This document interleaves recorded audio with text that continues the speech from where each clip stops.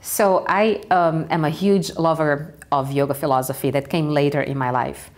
And I get always very impressed at how hesitant students are to study yoga philosophy. Once they study it, because they have to in the teacher trainings, most of them, they love it. Even if they don't understand everything, or if they don't want to go on and be yoga teachers, there is something there that speaks to them.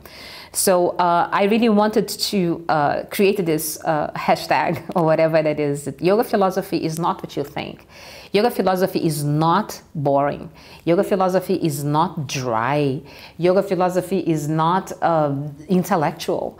None of that is true. I think maybe we have these ideas because of Western philosophy, sometimes can be very, very intellectual. Yoga philosophy is all about your heart. You need to understand the concepts of yoga philosophy in your heart, because it's in your heart that the biggest wars are being fought. It's right in the heart.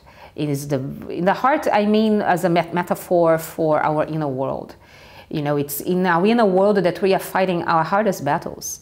The battles with our patterns of behavior that stop us from being happy, the battles with our insecurities, the battles with all the dark things in us that we are ashamed of and we don't want others to see, the battles in between our selfishness and our understanding of what is good for the world. All these battles are waging through our hearts, our inner worlds all the time. And how do we get out of these battles? How do you have, we are not taught at school, you know, a guideline of the code of ethics of our society is incredibly vague. There is a lot of being right and doing the right thing, but there is also a lot about competition and standing up for yourself and you know, getting in front of everybody else. So it's very hard to find a real code of ethics, if you will, or a theory that is going to support us in a path to becoming better beings, becoming who we want to be. Yoga is about learning to influence yourself. Learning to influence not only your muscles, you know, we have muscles that we need to learn to influence and strengthen, and all this is good, but we know we need how to influence the way that we think. We need to learn how to influence the way that we feel. That's what yoga is. And it needs a theory there to tell us why. Why is anger such a bad idea? Why is selfishness such a bad idea? Why shouldn't I go out and get everything that I want? Those things, they are imbued in us, but we don't really have the material to understand them.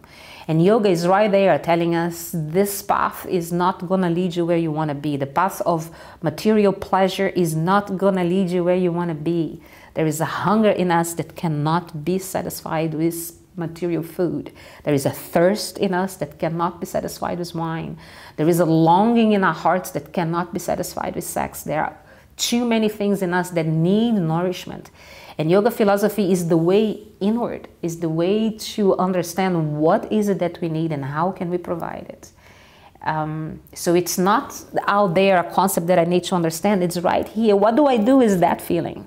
What do I do with that intention? What do I do with this shame? How do I deal with these aspects of me in a way that is going to make me be free of them? And have a life in joy and in fulfillment, instead of a life constantly marked by fear and by worry. This is what yoga philosophy is the path inward towards joy. And of course, there are huge amounts of variations. What do you want? Do you want to be a yogi and enlightened, or you just want to have a good life? All these things, you know, there is many paths can be taken.